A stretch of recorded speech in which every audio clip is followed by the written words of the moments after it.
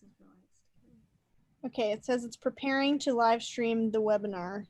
All right, we're also preparing. I'm mentally preparing. Okay, there we go.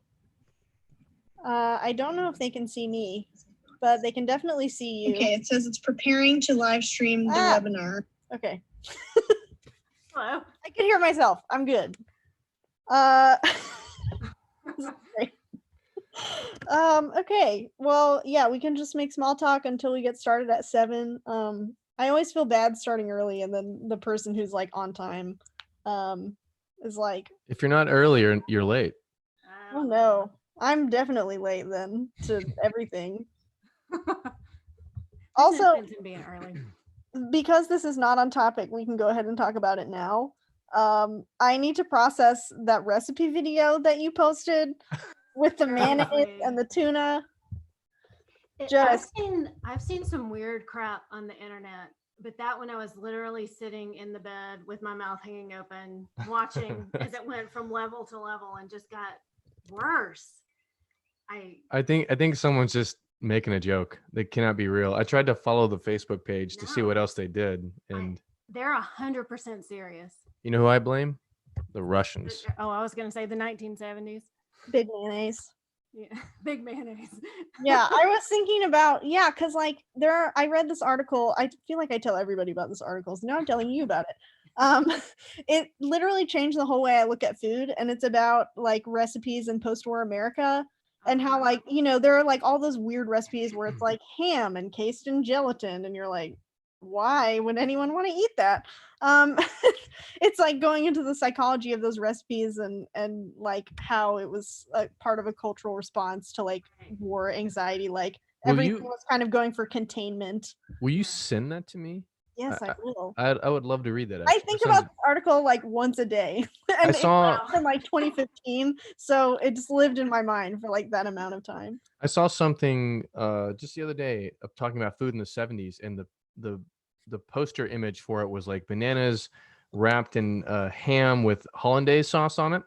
And I was like, what apocalypse do you have to survive where that is a good idea? I don't know. And it's like something about the excitement of mass-produced food and canned goods and all these appliances that make the housewife's lives easier. Like it's something about how quick you can cook something in a microwave that's just kind of exotic and new. I've got an idea. Let's put pineapples on pizza. Now that I like. I'm going to fight you on that one. I'm allergic to pineapples, so this is the one thing that I don't have to have an opinion on. You're staying out no matter what. Yes, I get to stay out of this extremely contentious argument. It is contentious because it's neither Hawaiian nor pizza. It's Canadian, and then it's an atrocity.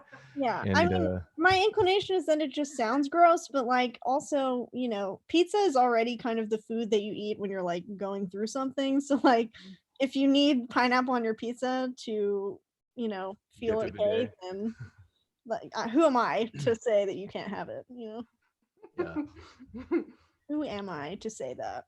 To each their own. People put anchovies on pizza too, and I have a moral objection to that as well. I think I just have a moral objection to anchovies. Exactly. Yeah. I'm with you, Kim. Yeah. Okay, cool. Anything with the head still on, I prefer not to eat. Yeah, I'm in that camp also. Yeah. I'm glad that we agree. We've established that we agree on the important thing. So that is the best beginning. We can move forward now in solidarity. Yes. We are about at 7, and Casey informs me that the live stream is working. So if you guys want to go ahead and get started, we can do that. I will start by introducing myself because people probably know who you guys are, and nobody knows who I am. So yeah, I just trapped you here. Welcome. Zoom kidnapping. My name is Kiwi Lanier. I work for Sidewalk Film Center and Cinema, Sidewalk Film Festival. Going to be in our 22nd iteration this year. Somehow, we're in August, so we have a little bit more time. But I host a monthly educational program called Salon, and we're doing Salon Virtual Edition. And since we were talking about YouTube channels, I thought it would be appropriate for us to be on YouTube / via Zoom. and talk to you guys about your YouTube channel. So welcome. If you would like to introduce yourselves to anyone who might not know you on our channel. I am Kyle Sullivan, a Birmingham local filmmaker type person, and this is Katie Boyer. Katie Boyer. I'm also local to Birmingham and a filmmaker type person. Is that what's on your business cards? yeah, no, but yes. um, I say it like that because, like, you know, we do the traditional stuff, but we also have like a YouTube channel that's gotten popular somehow, and there's still like a problem people accepting YouTubers as filmmakers, and like that there's a whole contentious argument there, of which I have very strong opinions, but Hey, we can dive into that. You know, you have a platform now. I mean, the short of it is, if you make pictures move to tell a story, then you are a filmmaker, and YouTube is just a venue. Yeah. And People said exactly the same thing about television. And I mean, like, Yeah. when television was a thing, and I mean, at least in my graduate studies, you know, because I'm smart. No, in my, a lot of what I've read kind of centers on like a socioeconomic disparity. Mhm. Like, film was seen as being more elite and for the wealthy, and television Right. was not. And so therefore it wasn't treated as seriously. Although now, like, I personally watch more TV than movies. So Yeah. That's kind of a social trend, the democratization of film into television and then into YouTube. yeah. I am curious. I mean, how did you guys even get this idea? I mean, like, were you just like, you had so many opinions about science fiction, you just like needed somewhere to put them, or? No, it was a combination of ideas. So like I just decided that, maybe I should do this kind of work full time, filmmaking stuff. I needed a place to practice editing. YouTube is the place to practice. So, and at the time, there was a YouTube channel called Every Frame of Painting that popped up and was just talking about film form, and I thought that was nice. But the icing that we decorated that cake with was a graduate um, talk, I guess, at UAB. I'm an anthropology guy. I went to school there, and there was a graduate student who came by and gave this talk about Crisco and the debate between using Crisco as a cooking aid versus using traditional animal fats as a cooking, like lard, as a cooking aid, and how that broke down along race and socioeconomic lines. And I thought, this is amazing. Like, you can take cooking grease and like examine the history of the country, and that's usually what anthropology is about. And so Trekspertise was born out of that. I was like, 50 years of this one franchise, there's no singular thing that they're going to be talking about. You could probably dissect it all kinds of ways. So there's like an anthropology sociological impulse there, but also an understanding of like the form that science fiction takes. And so that was sort of the birth of it. I've never heard the Crisco versus animal fat story. I just thought you were a big nerd. No, And no, I mean, it was a serious thing. And like,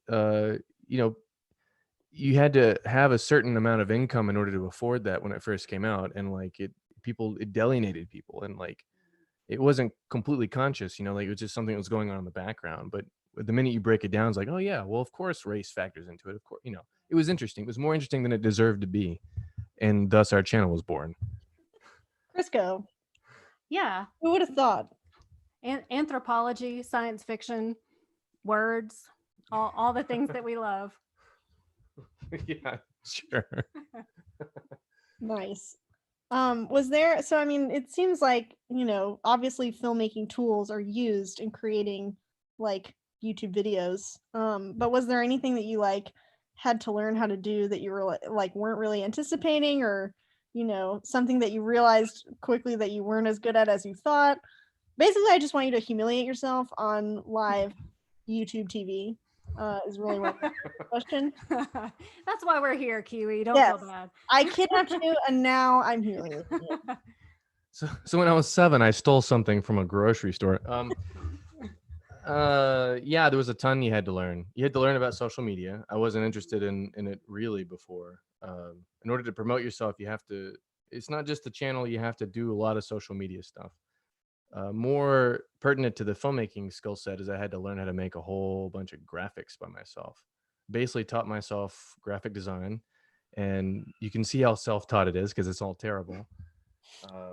But you know, thanks to her, I also had to learn how to write for the first time. Like, I don't know how I did it in college and high school and stuff, but like I was terrible, and now like I have to do it in order to satisfy the masses, and Mm-hmm. that's all her actually. Well, that's yeah, I don't know. I use a lot of words.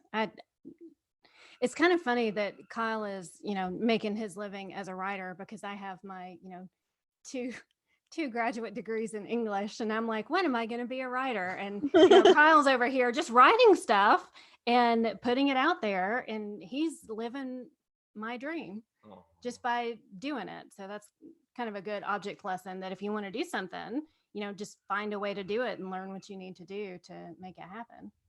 Because what was your first video? It was Native Americans in Star Trek, right? So Kyle had this interest in Native America from kind of a historical, anthropological perspective. And like, really, we both grew up really nerdy. And so he had this deep love for Star Trek, and just kind of looked into it from, which groups in this franchise are underrepresented, which ones do we not think of the moment we think of Star Trek, and what are they doing in the background? Like, what are the patterns that we can see across these shows? And to try to sort of find those patterns, I think, is something that Trekspertise does really well, is to merge together different, seasons and different shows in the same franchise and look for the common threads. Yeah. So if that's your goal, you're forced to learn some skills, like how to put sentences in front of one another, Yeah. And it's a lot easier and scarier to learn to do something when you have some kind of responsibility for it. Like when you have an actual audience, people are going to be looking at a thing. It speeds up your learning curve a little bit, because it's not, it puts pressure on you in a way that is often really productive. And that's the perfect thing about YouTube. So like the basic filmmaking thing they tell you to do when you want to be a filmmaker. What do I do? How do I get in the business? How do I survive? Just go do it, they say. YouTube is like instant feedback. Is your thing working? I mean, put it in front of the audience, you get something instantly back. It might or might not work. Where traditionally you have to wait for the process to finish, like months or years sometimes, for something you've worked on to filter out, if you can even afford to do your own thing. YouTube is total democratization of filmmaking. And because of that, you can test some ideas really quickly and figure out what you're good and what you're not good at really quickly, and where you need to focus on. It's, the invisible hand of the market, so to speak, in real time. The invisible hand of the like button. It becomes visible if you do a good job. The domination of the algorithm. Yeah, that too. Yeah, I imagine that sort of instant feedback can be good or bad, depending on, who's watching, or, so, I mean, I'm sure making mistakes is still nerve-wracking, but it's definitely different than if you're on like a gigantic set and you make one mistake and you're fired, and then like, that's it. So yeah, that's a good point about like, using it to kind of test out ideas and practice at what you're hoping to do. Has this channel like had any relationship with your other film work that's not sci-fi related, or just like totally separate? I mean, you don't think so, because you've done so much editing. Like, you have a real sense of like when editing is good, when it's not, how you want the pace of something to go. Yeah, I mean, yeah, I guess. He does pictures, I do words. I'm interviewing you. We're both interviewing you. Yes. This is an intervention. Oh God. You need to put the camera down. What? Put the mic down. No, yeah, I still think, I don't know. It's tough, because if you want to make something that's not scientific or like sci-fi related, the second that connection is established with your narrative work and your channel, like, then it's like, oh, you're not doing the thing that we know that you're supposed to do. Hey, so we are sci-fi people, and like if you give us a blank check, we'd make a science fiction movie tomorrow. that's just how this is going to work. Attention, distributors. Hey, you can expect that from us. So we're having a real issue with that right now. We're in the middle of a crowdfund for a short film, thanks to Sidewalks 10K party. That I did you not know, personally give you that $10,000, but you're welcome. It was a group effort. The short film is an Edgar Allan Poe story that she adapted, and it's excellent. And so, like, when we go to the audience to be like, "Hey, we've got a gothic horror film," and they're like, "What?" And so we're having to convince them a little more, and you know, that maybe they should have expected some science fiction stuff from us, but Yeah, it's really interesting to have that instant feedback and to get in sort of that feedback loop with people who will support you for like certain videos or to a certain extent. But I mean, I feel like we've really learned a lot about Trek fandom just from seeing which videos people react to and which ones they like and don't like. And it's been really interesting just to learn about people and what they respond to. yeah. Yeah, I read some like fan study stuff also in graduate school. I promise I've done other things since graduate school, but but and you know, fans they generally have a feeling, almost a sense of ownership over the thing that they're, you know, that they like and they enjoy. And I think social media and YouTube kind of contributes to that because they can create their own content that's kind of, I mean, kind of like what you guys are doing. And, you know, kind of talk directly with the original like creators and cast members and all that kind of stuff on Twitter, for example. So, but I mean, I imagine you guys also have I mean, you have over 100,000 subscribers, so you definitely have fans of your channel. Have you ever had like, you know, weird interactions with people that subscribers or I the that ones you can that safely talk about? Like, I remember some very nice people who were really supportive, and we did kind of a Zoom call with some of the people who support us on Patreon a couple of weeks ago, and that was really fun to talk to, you know, smart people who are engaged in what we're doing. And then every now and then there'll be a comment that we have to process emotionally oh no. for a few days. Yeah. You know, because it's kind of always the mean ones that stick with you and they like get stuck on you and you're like, how do I deal with this? How do I get it off? And you know, even if you're like, I don't have to do that, like, what, just go away if you don't like whatever we're doing. But it, you know, Yeah. some Kiwi, some. I feel like that's a lesson YouTube will teach you really quick too. So like if you're going to be a filmmaker and you want to make your own stuff and you want to make movies and you get out in the world and people trash it, or that's the only stuff you're paying attention to, then you're going to learn very quickly that how to process that, or it's going to take you completely down. And I think that if you want to figure out how to learn that, you know, before real money's at stake, YouTube's a good space because they will. I mean, people just say whatever they want, and you have to learn how to ignore the negative and just focus on the positive. Always be kind if you can be kind, and don't punch down. But no matter what you do, you could put the best thing of your life on YouTube. It's perfect, a perfect film, and someone's going to comment and call it garbage. And that's just the internet. Yeah, it does, I think, or has taught me compassion for the things that we watch on TV or the movies that we see. And I'm like, well, I didn't particularly like that. But I mean, somebody worked really hard to make that happen. And anything that we can watch while we're sitting at home has been a labor of love for somebody. So it definitely makes me think twice before I just say that was total crap, you know, and dismiss it, because we know from experience how much effort goes into making anything. Yeah. No, I get that. That makes sense. I'm just thinking, like, you know, even a short film that takes like a weekend to shoot, I mean, it takes so much time and energy to pull that together. So, I mean, I'm glad that it has given you a sense of perspective, it seems like. Yeah. And you don't have to like everything. Like, I mean, there are plenty of things that I see and I'm like, that is total garbage. Yeah. But I don't have to say so publicly. Yeah, there's like some time where it travels from here and, you know, to the fingers to the keyboard. Like, you know, there's a few places where that stuff could stop. Yeah. Yeah. So yeah, I feel the same way. I don't know, man. I feel I'm processing so much right now. Well, we've got a couple of pointers if we could just go through them, and that might Yes, generate some questions for you. that would be great. So, people who come to YouTube are usually looking for the same thing. They're usually looking to become popular millionaires and playing video games and for an audience and hoping to never work a day in their life. Number one, it's work. It's still work, and if you treat it like work, you're going to get a good product out of it. But figuring out like what kind of content you want to create is a huge game thing. Uh, you look at it, it looks like it's completely frivolous stuff. Like people are just turning their phones on and vlogging and talking, whatever comes into their mind. But the best YouTubers are people who are applying filmmaking skills and knowledge to the product.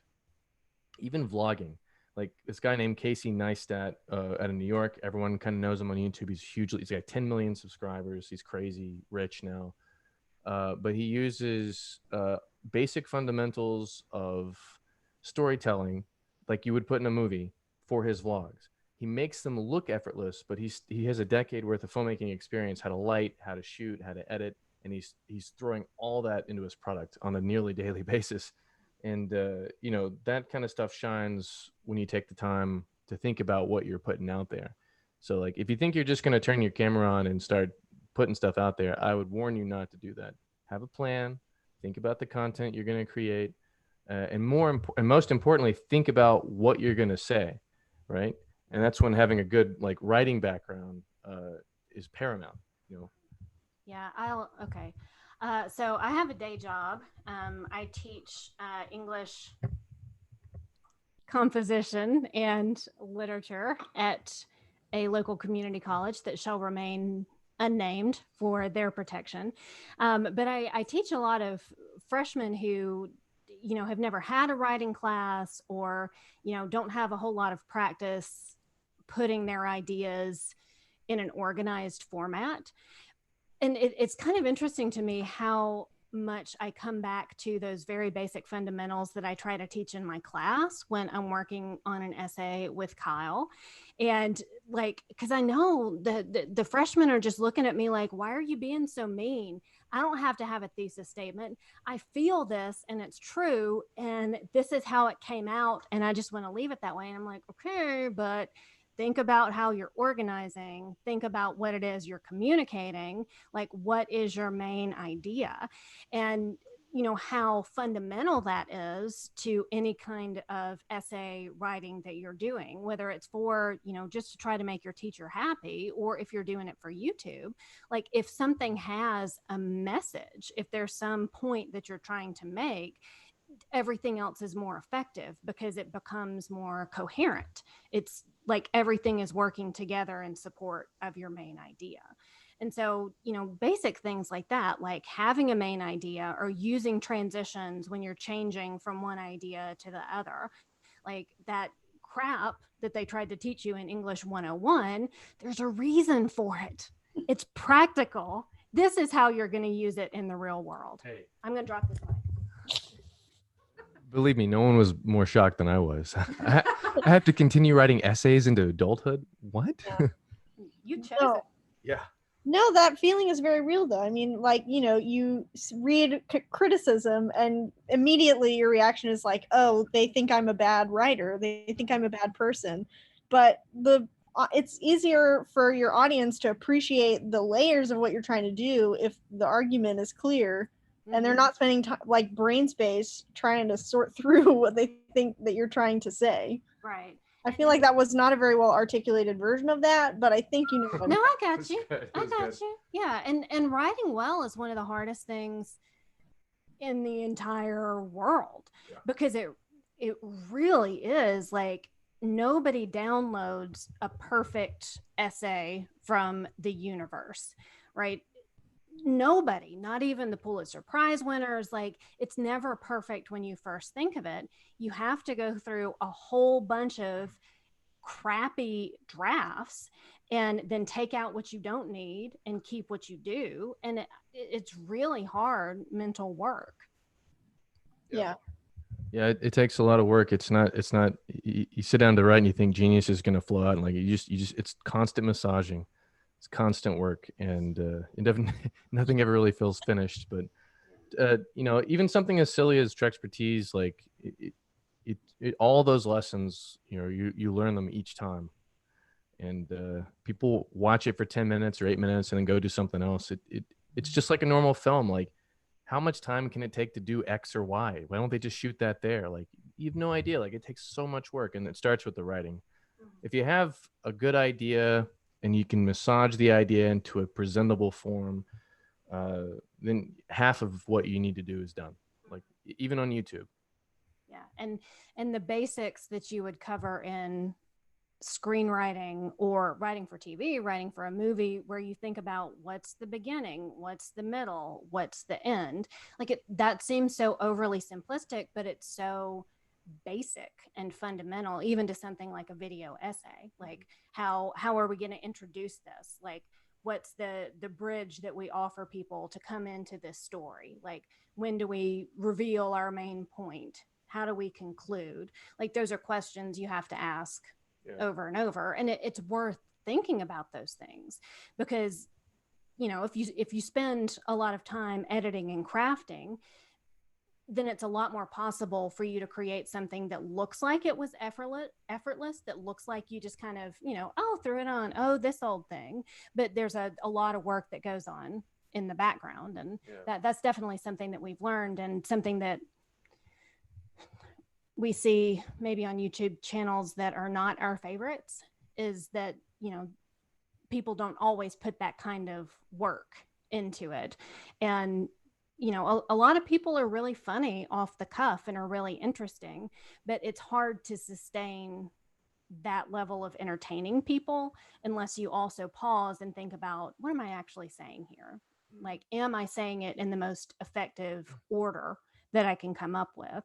And so I think you have to be willing to put thought into your presentation if you want people to, you know, can continue to pick up what you're laying down. Yeah. So if you're looking to get into filmmaking, or you want to practice on YouTube first, get yourself a story structure, you know, read a book, look online. There's plenty of stuff. Find a structure, and then start filling in the blanks, and just see where you end up. Yeah, I mean, Broad City started out as a web series, like a lot of stuff, but I mean, they still had to have a structure. I mean, even though the premise of the show is pretty much just like two friends messing around in New York City, I mean, it still like had to follow conventions and or at least acknowledge what the rules are before they broke them. And you know, yeah, I think that's a good point. I have been watching a lot more YouTube videos than I probably normally would at home, just because I'm here all the time. And yeah, that's one thing I've noticed is like there are some videos where they're edited so they're almost seamless, like where I'm not noticing that it's edited, and that is something that I think is really cool, and I would really like to learn how to do that. That takes so much work. Yeah. It takes so much work to make it look easy. Yeah.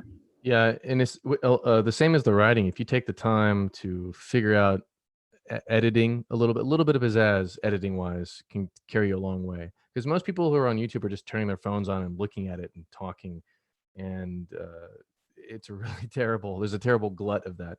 And if you show a little bit of work with the edit, with the writing, with lighting, you're gonna stand heads and shoulders above all these other, you know, people on the platform. Do you guys have any like equipment you might recommend for people who are starting out that might be affordable, or Cell phone, friend? right? Yeah.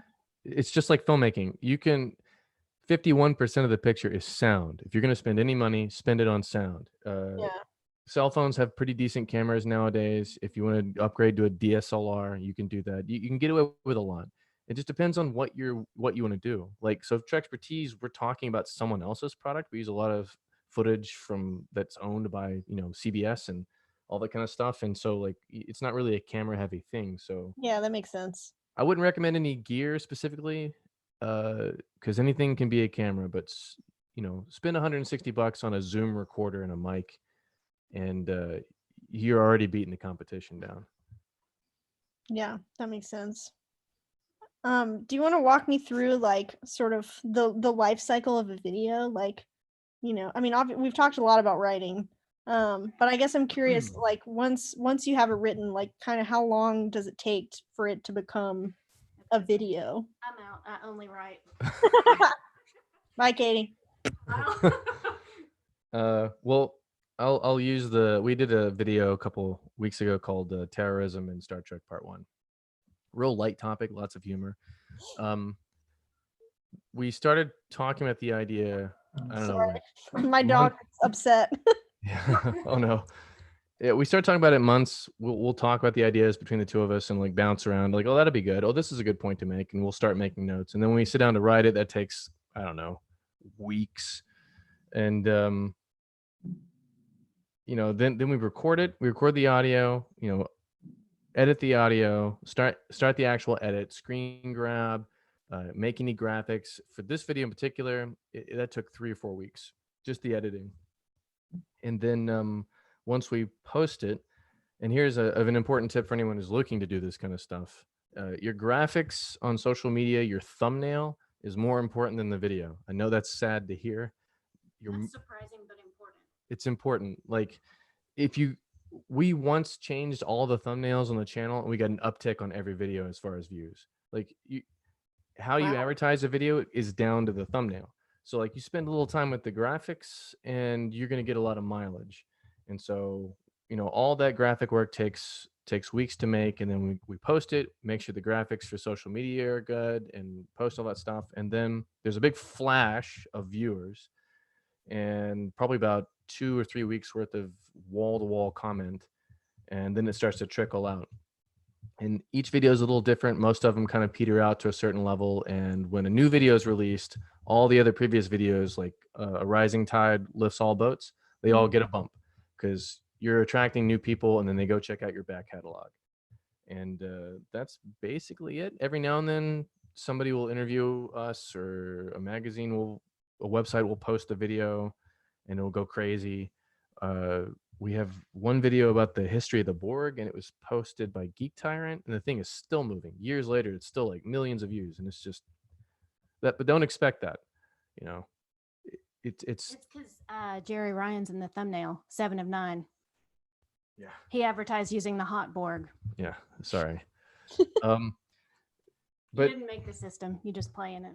yeah, some of this is like, attenuating the algorithm, playing with the algorithm a little bit, but it can last weeks to months and then just comments trickle, then your diehard fans hang around and they watch everything twice and comment 3 times. And those are the people you fall in love with. Yeah. Ethics are important.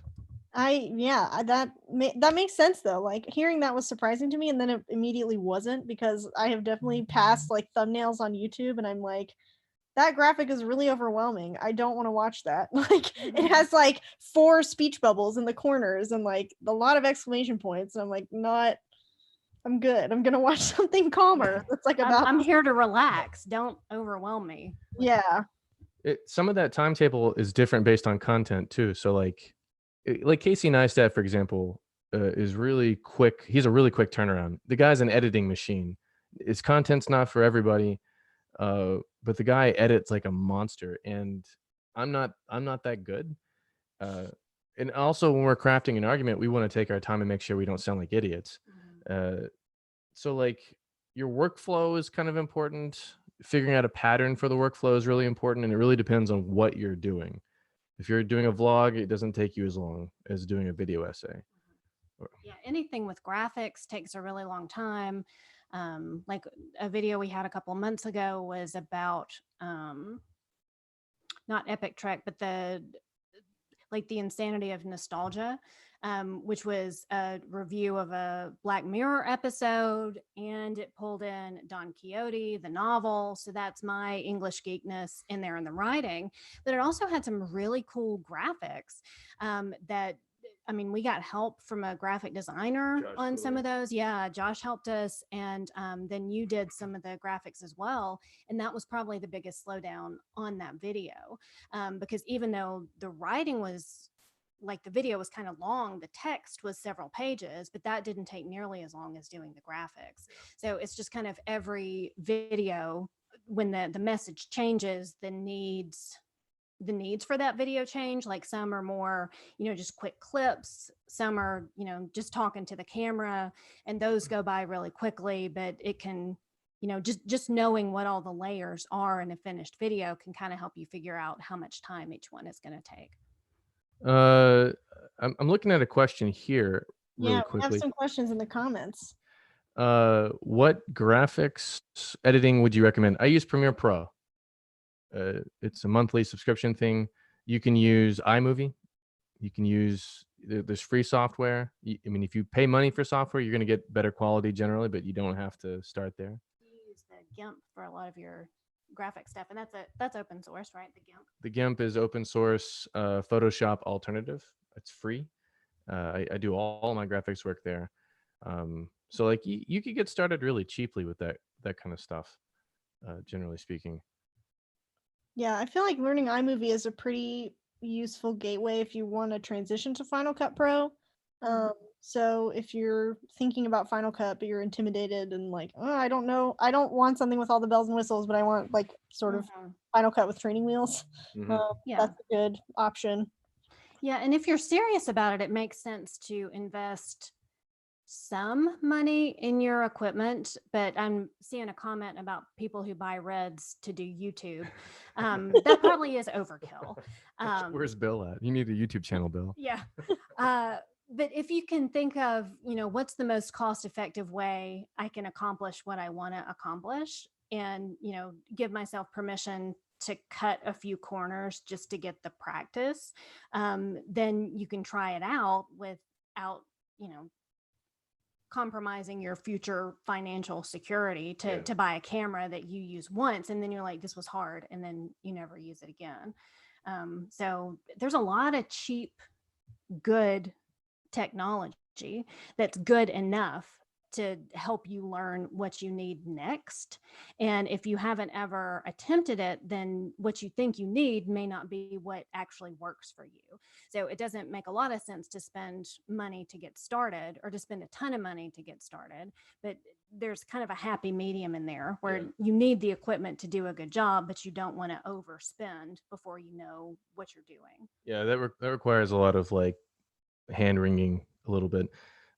But it just really comes down to content. Like we don't use, I mean, I have camera gear. I'm a guy that has cameras, but we don't use cameras on Trekspertise really because we're usually cutting other people's stuff. But if you want to do a vlog, if you want to do a travel channel or want to do a cooking show kind of a thing, then you're going to have to think about what your visual is going to look like. And you can start with a cell phone. You just got to be clever. The magic of YouTube, the thing that makes it what it is today is that you can go nuts on the platform, experiment, play jazz. We were talking before we got started about that weird cooking video on Facebook, but Don't bring it up again.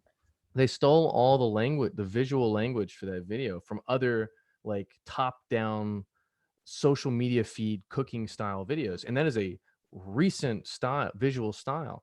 And like you could do that with a cell phone, and you can innovate on that form to establish yourself as a person in that space with very cheap gear. I mean, I say cheap as a cell phone's cheap, but It's not a Red. Yeah, it's not a Red. Don't break the bank. You can figure out how to tell a story with pictures and decent audio with what you have at hand. I promise. And figuring out how to work around your limitations on YouTube will teach you how to figure out how to be a filmmaker, period. That's the number one lesson behind filmmaking, is working within your limitations. Yeah, and we've got another bullet point over here about collaboration, and that's another really useful thing for getting gear. Like there are 4, 5, 6, 10 people who regularly share gear for different projects. So like right now, our sound equipment is at somebody else's house, and we've got somebody's camera here. So finding people that you trust and that you enjoy working with kind of expands your range of options for having gear. Like to say, well, I'll help you this Saturday if you'll help me next Saturday, and I'll bring my camera if you'll bring your microphone. And so that's a really neat way to make friends, but then also double your capacity to create things if you can share gear with somebody. Yeah, that's a good point, because I feel like a lot of the YouTube videos that I've watched are either like one person videoing themselves and like nobody else is really in it, or it's like at someone's house and there are inexplicably like 17 people around, and I'm like, I don't know who any of these people are. Like, are they helping you? Like, what's happening here? But that's a good point about collaboration, because I mean, I feel like the part of the joy of YouTube is that it can be pretty collaborative. I mean, Mhm. I don't know that I would go as far to say as Sidewalk has a YouTube presence, but like, I mean, this is a collaboration, so like, I don't know, and it was pretty easy to do. So if I can do it, honestly, anyone can do it because I am not tech savvy at all. So let me be the inspiration to all of you Luddites who feel intimidated by technology. Yeah. Any final pieces of advice? Well wishes for anyone who wants to start a channel. Things not to do. Things not to do. Don't beg. Don't beg for anything. You're offering a product. If you need help financially making a product, we have a Patreon page. If you need help making the product, then you just say, if you want to support it, here's how you support it. But don't. It's you don't see that with filmmaking generally. J.J. Abrams released a movie. He doesn't have like a collection plate that goes around the aisle in the movie theater. He doesn't need one. He doesn't need one. He's JJ. Assume that level, right? Presentation, graphics is important, especially the thumbnail. Don't just create content. Like if you want to do a cooking channel, don't just do what other people are doing. Find a different way to approach it and then hitch your wagon to that train. And definitely hitch your wagon to somebody else's train. That sounds kind of weird, but your first movie, if it's going to be completely original, no one's going to watch it because unless you're lucky, you're not connected to anybody. But if you connect your wagon, like say you make a zombie movie, but it takes place like a Blood Quantum, like on an Indian reservation or something, you're hitching your wagon car to a particular train, and then someone else is going to see it. YouTube's the same way, but you have to innovate on whatever topic you're going to be talking about. Steal from the best. There's fantastic YouTube channels out there, right? Even if it's outside of the category you're interested in, go watch them. Go figure out what they're doing. It's different than film in that the language of YouTube, it's subtly different. The way that people are figuring out how to do X, Y, Z, like the interactivity of it, for example. Click here if you want to do X or Y. Like people had to solve that problem visually. It's a place where problems are solved and where problems need to be solved. So go watch and see what someone else has done and steal ideas from them or improve on those ideas if they're not executed well. Before you go on to your next point, if anyone in the audience has a question, if you would type it into your chat window, we'll Yes, try to address it. we will answer all of your questions, All right. including spiritual questions. I'm just kidding. I'm not. I'm I wanted to wake everybody up for a minute. Some of the biggest questions about YouTubing is technical, like how often do I post? How do I get around the algorithm? How do I do X or Y and Z? That doesn't matter. You want to post with some regularity. Just announce what the regularity is, because the algorithm is going to keep changing and there's nothing you can do about that. Right now, the optimum amount of time is that you post once every 3 weeks. We don't do that. And a lot of channels don't. Some channels just announce to people what that schedule is going to be like, and they try to keep to that. And if there are going to be changes, just say that, and don't worry about the algorithm. You're connecting to humans, not machines. So worry about the connection to the people. Worry about entertaining people. Yes, I agree. Can Kyle recommend a list of videos and YouTube channels? Okay, I'll go through a quick list of videos and YouTube channels. Nerdwriter, one word, does excellent video essays. We're a video essay channel. Every Frame of Painting also does excellent video essays about film in particular. So good. Yeah, he's not making new videos, but the ones he has posted are absolutely worthy of 3 and 4 and 5 watches. They're wonderful. You'll learn something every time you watch one of his videos. A guy named Captain Christian, one word, no C's, all K's, a captain spelled with a K, also does some interesting video essays. Casey Neistat is a premier blogger, vlogger. If you want to know what vlogging is like, he's a good sample, but there are others. Ben Brown is a good vlogger, for example. Does a lot of really good editing. What's another one? Weezy Waiter's a lot of fun. He's a good editor. What's another He one? also has a cute wife on his videos sometimes. Film Joy does movie and TV reviews, and they're just plain fun. Mikey Newman's really fun. Anything that PBS does. PBS has this huge YouTube presence, and every one of their channels, Deep Look, Eons, I love everything that they do. There's one or two Alabama-based YouTube people. One guy in Huntsville who's doing really well. Guy works at NASA for What's the name of his channel? Truth? I forget. Yeah, we keep forgetting it. Anyway, he's great. He's famous. You have probably heard of him. Huntsville Man is famous. Do we change the content of Trekspertise based on current events? No, not really. Because it takes so long to make stuff, it's hard to be a flash in the pan kind of a thing. So we just basically move topic to topic based on what we're personally interested in. It's a very selfish thing to do. Yeah, and that's kind of, a question that could also be specific to Star Trek, because there are 2 new Star Trek series on the air right now that are, really trying to garner a new kind of audience. And so the first season of Star Trek Discovery, which is the show that premiered first, we did reviews of each of those episodes. And so we tried to do the current event thing. And that was basically all we did for 12 weeks, because it took a week to produce one, and we just wanted to get the review video out before the next episode premiered, and it was exhausting. Like we realized after that we could not keep up that pace, and that it wasn't really doing anybody any favors. There were some people in the audience who really liked them, but we felt like that wasn't what we really wanted to do, which was kind of more the slow boil, the deep dive, the thought pieces.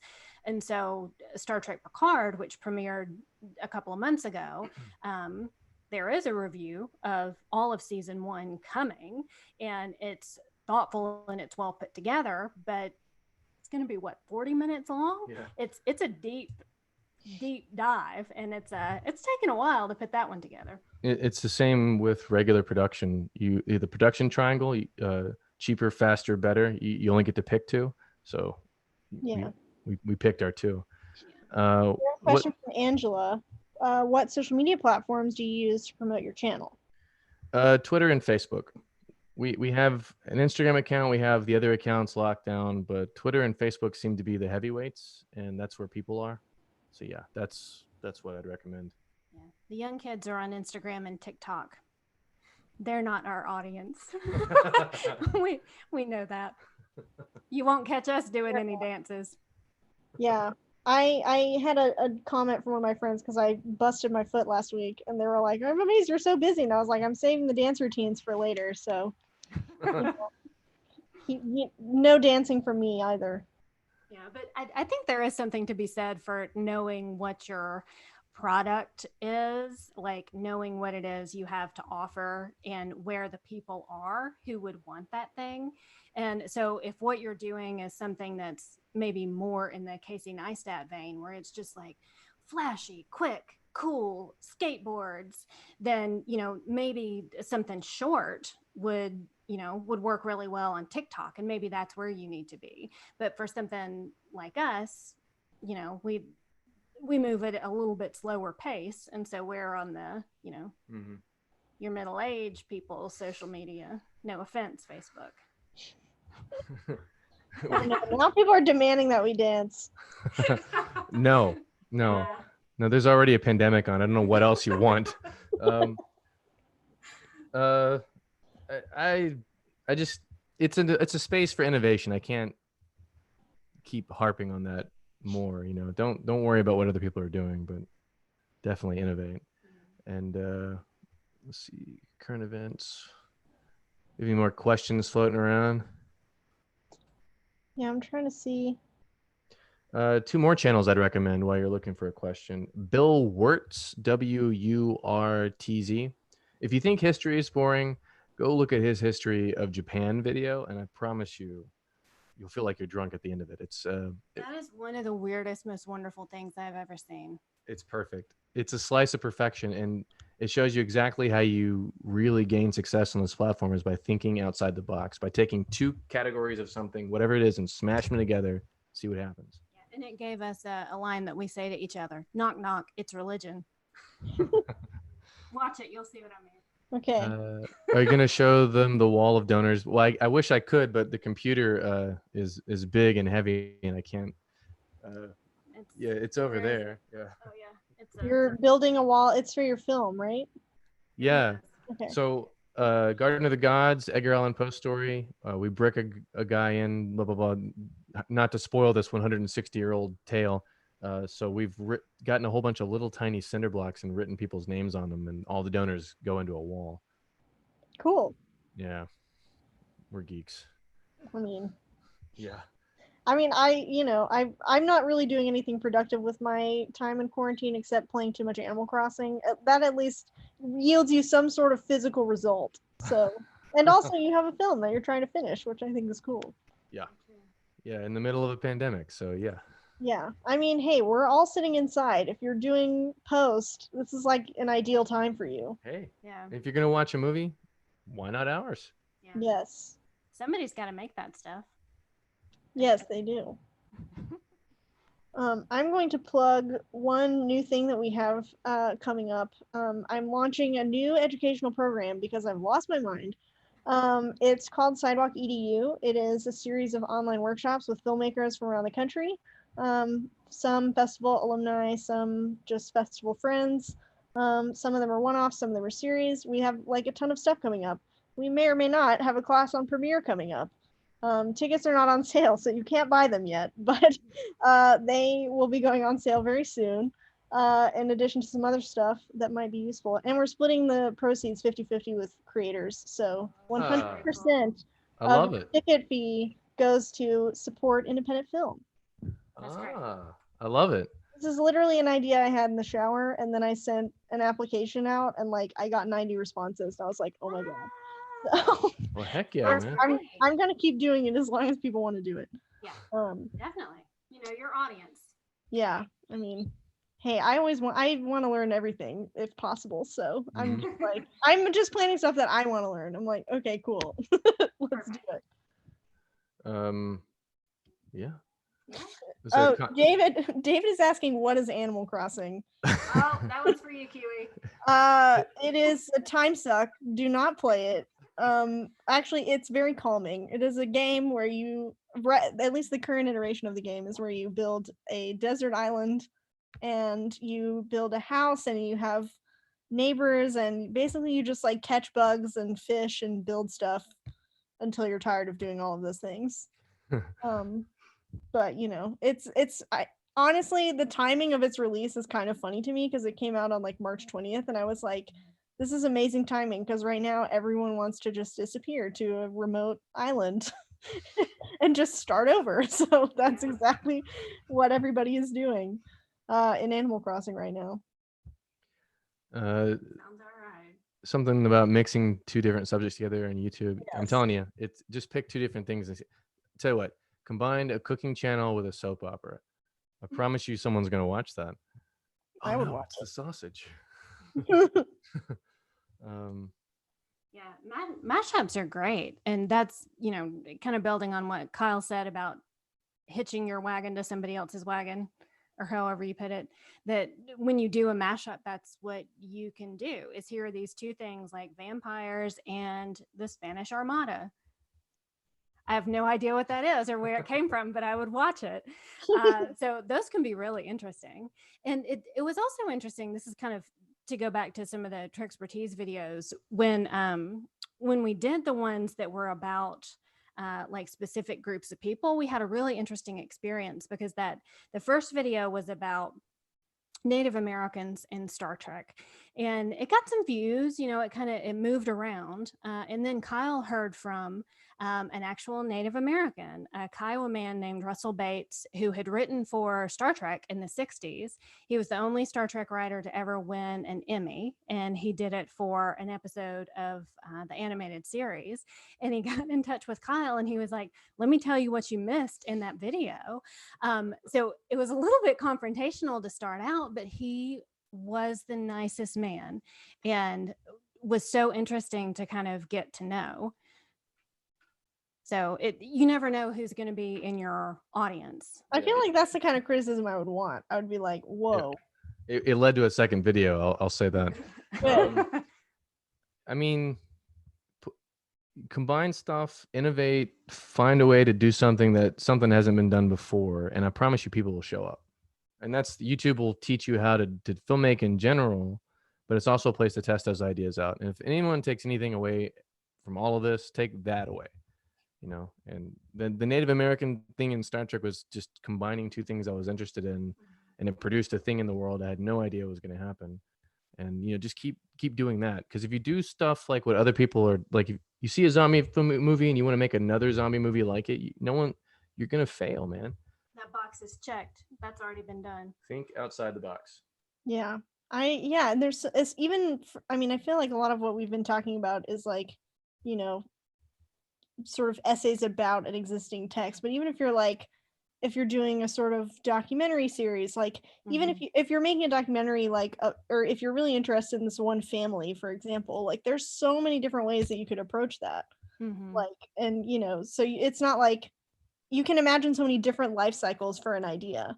Right. And that's the thing that I think is cool about YouTube, is like you can sort of, there is both the time and the space to explore anything that you want. Yeah. Which can be good or like really bad in some corners of YouTube. It's like, maybe don't explore that. I think the pandemic era is going to be a really interesting time for seeing what videos come out of it, because people are, stuck at home, they're bored, they're trying to entertain themselves. And so as a byproduct, a lot of people are coming up with things that also entertain other people. So it's being a little bit self-indulgent, I think, is, a little bit of spice in your creative process. Like, do something that is interesting to you, or something that is actually really fun to kind of think about and that gets you excited.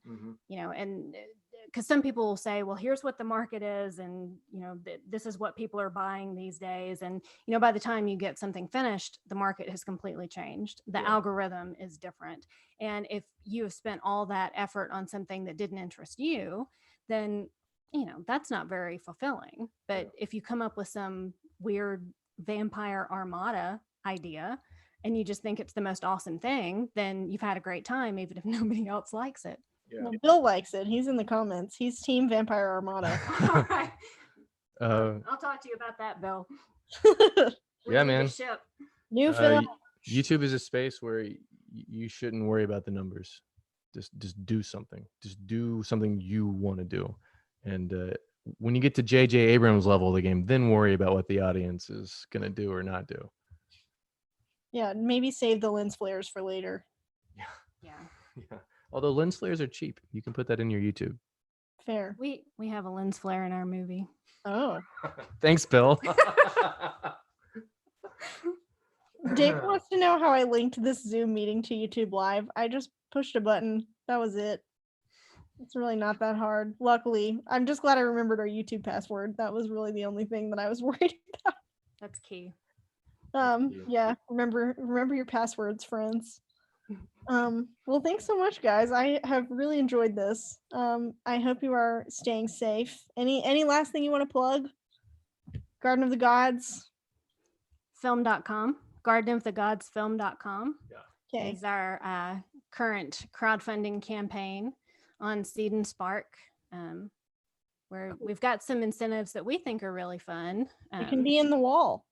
You can be in the wall. Yeah, that's really what it's all about. Yeah. Gardenofthegodsfilm.com. That's our plug. And enjoy your YouTube adventures. Cool. Yeah, thanks so much. I'm gonna end this. I feel like it's gonna be really abrupt because I've never ended a call like this before on YouTube Live. That's life in the pandemic age. Bon voyage, viewers. Bye. Bye.